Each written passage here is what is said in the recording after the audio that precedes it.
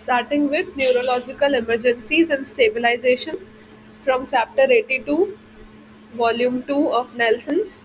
It's in the part 8, emergency medicine, critical care, and anesthesia. Let's start. Neurocritical care principles. The brain has high metabolic demands, which are further increased during growth and development. Preservation of nutrient supply to the brain is mainstay of care for children with evolving brain injury. So what we have to do is just we have to preserve the nutrient supply. Intracranial dynamics describes the physics of the interaction of the contents brain, parenchyma, blood, that is arterial, venous, capillary, and cerebrospinal fluid within the cranium. Normally, brain parenchyma accounts for up to 85% of the contents of the cranial vault, and the remaining portion is divided between CSF and blood. The brain resides in relatively rigid cranial vault, and the cranial compliance decreases with the age as the skull ossification centers gradually replace cartilage with the bone. The intracranial pressure is derived from the volume of its components and the bony compliance.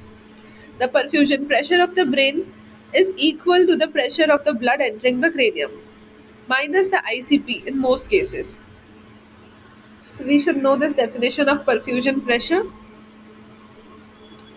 The perfusion pressure of the brain is equal to the pressure of the blood entering the cranium minus the ICP in most cases. Fine, that is the mean arterial pressure minus ICP is the perfusion pressure. Increases in the intracranial volume can result from swelling and masses or increase in the blood and the CSF volumes. As these volumes increase, compensatory mechanism prevent increase in the ICP. So, how these compensatory mechanism increase the ICP increase prevent the increase in rise ICP by decreasing the CSF volume. CSF is displaced into the spinal canal or absorbed by the arachnoid villi. What we are reading here is because there is increase in the intracranial volume due to some reasons. To prevent the increase in the intracranial pressure, also there are some compensatory mechanism that we are going to read about. Decreasing the CSF volume, right? CSF volume will be decreased, so ICP will not rise. It can be done by either displacing the CSF into the spinal canal or absorbed by arachnoid villi. Decreasing the cerebral blood volume, that is venous blood return to the thorax, is augmented, or increasing the cranial volume, that is sutures pathologically expand or bone is remodeled. Once compensatory mechanisms are exhausted, small increase in the volume lead to clinically meaningful increase in the ICP, right? When the compensatory mechanism don't work enough, then even in the small increase in the volume of the CSF, there is, where is it gone? There is large increase in the full meaningful increase in the ICP, right? Or intracranial hypertension occurs. As ICP continues to increase, brain ischemia can occur as CPP falls. CPP is cerebral perfusion pressure. So, right, what was happening here is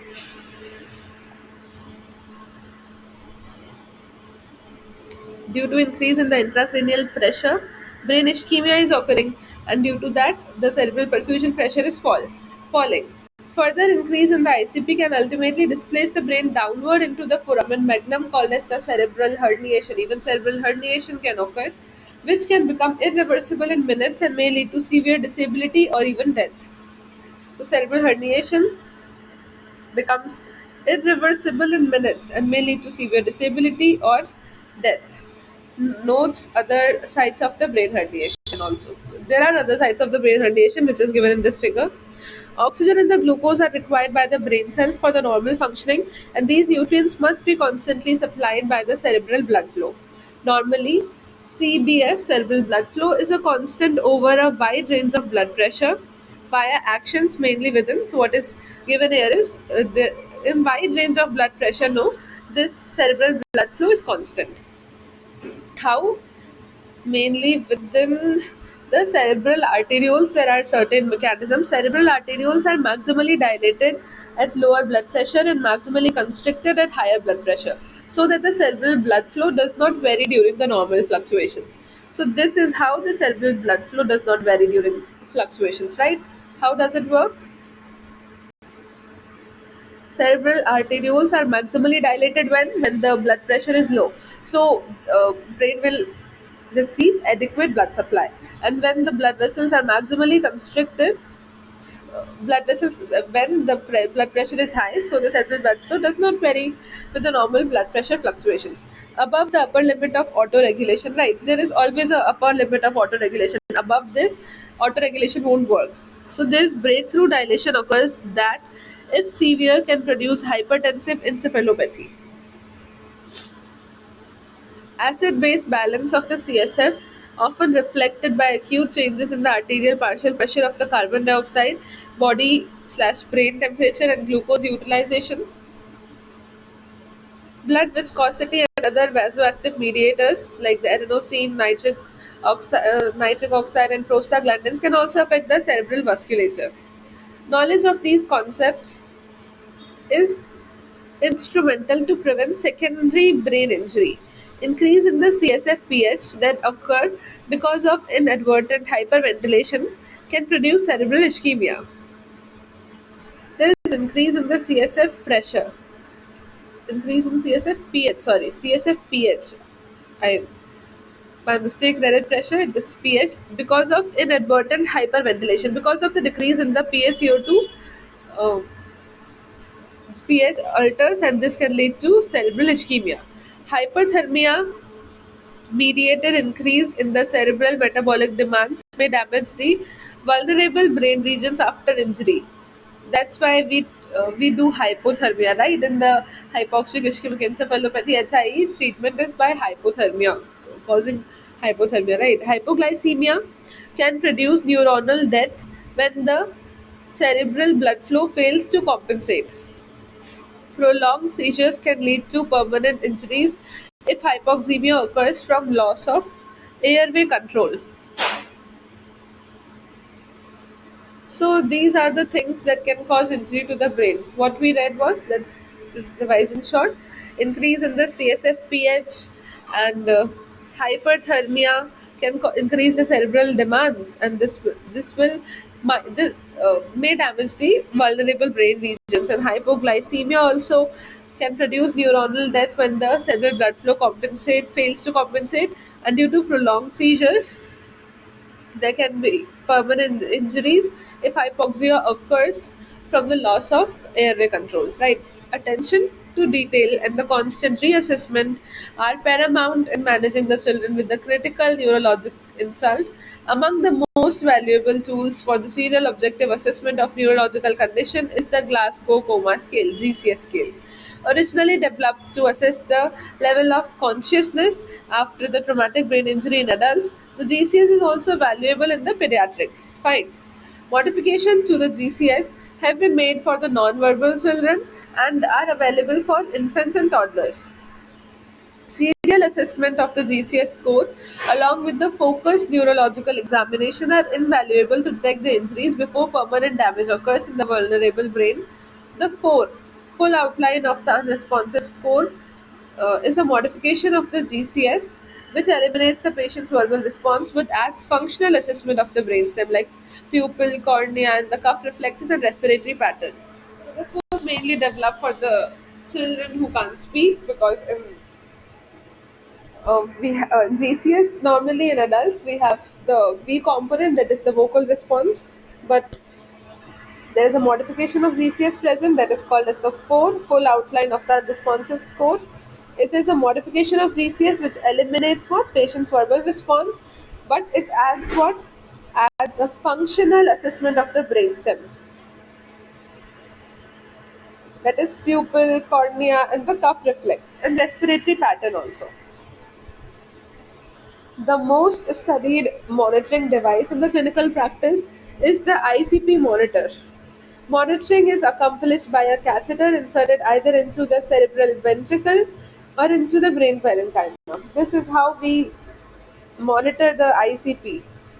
The catheter is inserted into the cerebral ventricle, externalized ventricular drain, or into the brain parenchyma, parenchymal transducer. ICP directed therapies are standard of care in the traumatic brain injury and are used in the other conditions such as the intracranial hemorrhage, Ray's syndrome, and some cases of the encephalopathy, meningitis, and encephalitis. Other devices being used include catheters that measure the brain tissue oxygen concentration, external probes that non-invasively assess the brain oxygenation by the absorbance of the near infrared light, near-infrared spectroscopy (NIRS), monitor of the brain electrical activity, continuous electroencephalography (EEG), or the somatosensory visual or the auditory evoked potentials, and the CBF monitors, that is transcranial Doppler, xenon CT, perfusion MRI, or tissue probes. In the severe traumatic brain injury guidelines, brain tissue oxygen concentration monitoring receive level 3 support and thus may be considered as an adjunct to the ICP directed therapy. Commonly used coma scales. Fine. These are the two commonly used coma scales. So if you want to go through this, you can read it. Commonly used coma scales are Glasgow coma scale and the one we talked about, full outline of unresponsive 4 score. We are starting with the traumatic brain injury. Etiology, mechanism of the traumatic brain injury include motor vehicle crashes or falls, assaults, and abusive head trauma. Most of the traumatic brain injury in the children are from the closed head injuries, right? Epidemiology, traumatic brain injury is an important pediatric public health problem with over 8 lakh emergency department visits and 23,000 hospitalizations and over 2,500 deaths in children annually in the US. It is also one of the top 10 causes of the years lost to disability through the infancy, childhood, and adolescence. Pathology, epidural, subdural, and parenchymal intracranial hemorrhages can result. Injury to the grey or the white matter is also commonly seen and includes focal cerebral contusion, diffuse cerebral swelling, axonal injury, injury to the cerebellum or brainstem. Patients with severe traumatic brain injury often have multiple findings. Diffuse and potentially delayed cerebral swelling is common. Fine, that's why we call to observe the children for a few days after head injury because diffuse and potentially delayed cerebral swelling is common. Pathogenesis, traumatic brain injury results in the primary and secondary injury. Primary injury from the impact produces irreversible tissue disruption. Primary injury does what? It produces irreversible tissue disruption. In contrast, two types of the secondary injury are targets of neurointensive care. First, some of the ultimate damage seen in the injured brain evolves over hours or days, and the underlying mechanism involved, including edema, apoptosis, programmed necrosis, and secondary exotomy, are the therapeutic targets. So this was the first one. Second, the injured brain is vulnerable to additional insults. What was written in the first one was, in secondary injury, there is some ultimate damage which is seen in the injured brain, which evolves over hours to days. And the why is it occurring in hours to days? Because of the mechanism that is involved, which is edema, it's apoptosis, programmed necrosis, and secondary exotomy. This was one of the uh, underlying causes of secondary injury. Now, the second, the injured brain is vulnerable. Brain is already injured, right? It is vulnerable to additional insults because injury disrupts the normal autoregulatory defense mechanism. Its normal autoregulatory defense mechanism have been disrupted, and due to this disruption of the autoregulation of the cerebral blood flow can lead to ischemia from the hypotension. that would otherwise be tolerated by the uninjured brain. We saw, right, that uh, for a wide range of blood pressure, the cerebral perfusion is maintained, cerebral blood flow is maintained, because in hypertension, there was constriction of the cerebral arterioles, and in hypotension there was dilation. But because the brain is injured now, no, so there is disruption of the auto-regulation of the cerebral blood flow, and this is leading to ischemia from hypotension, right? So this was the secondary injury. Now the clinical manifestation, the hallmark of the severe traumatic brain injury is coma, GCS score between 3 to 8. Coma is often seen immediately after the injury and is sustained. In some cases, such as an epidural hematoma, a child may be initially alert on presentation but may deteriorate after a period of hours. So in epidural hematoma, initially child is alert but may deteriorate after a period of hours, right? A similar picture can be seen in children with diffuse swelling in whom talk and die scenario has been described. Clinicians should also not be lulled into the underappreciating the potential of deterioration of a child with the moderate TBI score. That is, moderate TBI score is defined as 9 to 12 with significant contusion, because progressive swelling can potentially lead to devastating complications, right? So what is written here is, if a child has a moderate traumatic brain injury score or GCS score, due to significant contusion, it can lead to, the swelling can progress and it can lead to complications. In comatose child with a severe traumatic brain injury, the second key clinical manifestation is the development of intracranial hypertension. In comatose child with a severe traumatic brain injury, the second clinical manifestation is the development of ICE. There will be intracranial hypertension. The development of the increased ICP with impending herniation may be heralded by the new onset of the worsening headache, depressed level of consciousness, vital sign changes, that is hypertension, bradycardia, and irregular respiration, and signs of sixth or the third cranial nerve compression. What is seen? Signs of the sixth or third cranial nerve compression will be seen. So this is the development of increased ICP with impending herniation may be heralded by. So if we are suspecting increased ICP and there is impending herniation, right? If we are suspecting increased ICP and there is impending herniation, so this will be heralded by what? There will be worsening headache. First of all, this we have to remember that there will be worsening headache. There will be depressed level of consciousness. There will be changes in the vital signs. So what is seen is, there is, this is important that we should remember this, hypertension, bradycardia, and irregular respiration. These are the changes that we will see. And the last thing that is happening here is signs of sixth cranial nerve compression. And what does it include? Sixth, LR6 we know, right? Lateral rectus palsy will be seen. And due to third, there will be anisocoria, that is dilated pupil, ptosis, down and out position of the globe as a result of rectus muscle palsies. So these things will occur. Increased ICP is managed with the continuous ICP monitoring as well as monitoring for the clinical signs of increased ICP or impending herniation. The development of the brain swelling is progressive, right?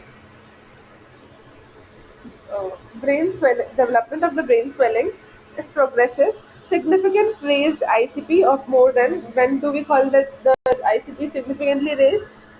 When it is more than 20 mm of Hg. Can occur early after severe traumatic brain injury, but peak ICP generally is seen at 48 to 72 hours. That's why we call for serious monitoring, right? Peak ICP is generally seen at 48 to 72 hours. This we should remember. This is really important. Need for ICP directed therapy may persist for longer than a week. A few children have coma without increased ICP resulting from the axonal injury or the brainstem injury. In addition to head trauma, it is critical to identify the potential cervical spine injury. So, what is written here is a few children will have coma without increase in the ICP. Then, why is it the coma occurring? Because of the axonal injury or brainstem injury. In addition to the head trauma, it is critical to identify the potential cervical spine injury. So, this was all about the pathogenesis and clinical manifestation. Now, we will read about the laboratory findings. Cranial CT should be obtained immediately after resuscitation and the cardiopulmonary stabilization. What will be done is cranial CT should be done. In some cases, MRI can be diagnostic. So, an approach to the CT scanning is noted in this figure. We will read about it. Generally, other laboratory findings are normal in isolated traumatic brain injury, although occasionally coagulopathy or development of the syndrome of inappropriate antidiuretic hormone secretion or the cerebral salt wasting is seen.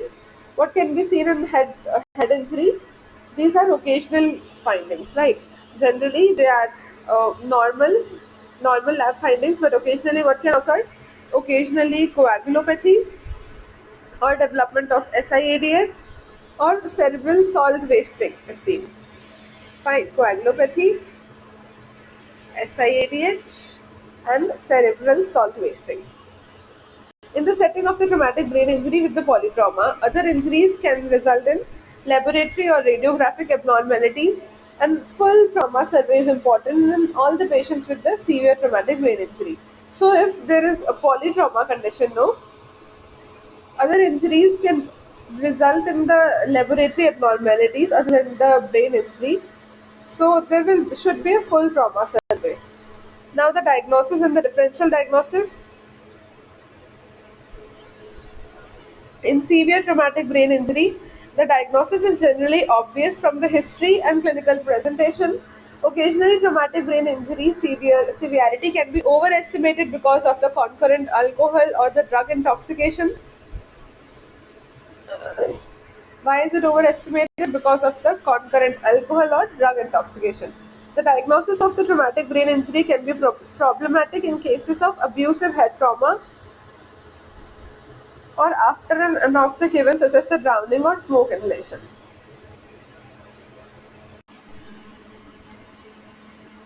So what we read here was occasionally the TBI severity can be overestimated.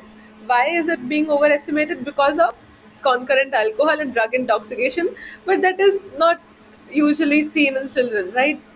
But in teenagers it might be. The diagnosis of TBI can be problematic in cases of abusive head trauma or after an anoxic event such as drowning or smoke inhalation. So, okay, when the diagnosis of this brain injury is problematic, it's hard to make in this when an anoxic event have occurred, drowning or smoke inhalation, or in case of abusive head trauma. The treatment will be discussed in next part. Thank you.